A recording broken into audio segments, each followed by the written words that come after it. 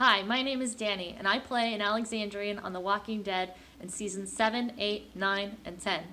I'm also a huge fan of horror and survival games like 7 Days to Die and Phasmophobia. Now you might be wondering what those two things have in common.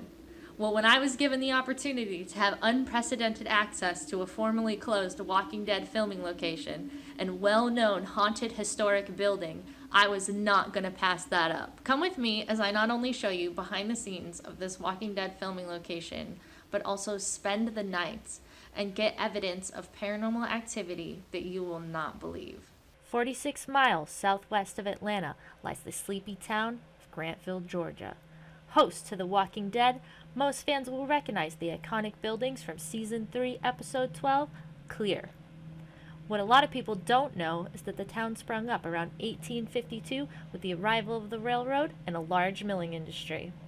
One of the first major businesses was founded by W.J. Garrett and T.E. Zellers, and in 1877 they built the first two-story brick store. They sold groceries on the first floor and furniture, wagon parts, and caskets on the second floor. The town was booming until the introduction of the automobile, and with the railroad went the town's prosperity.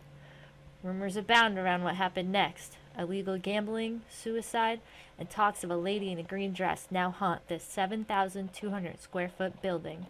We will be spending the next 24 hours investigating the many reports of paranormal activity within these walls.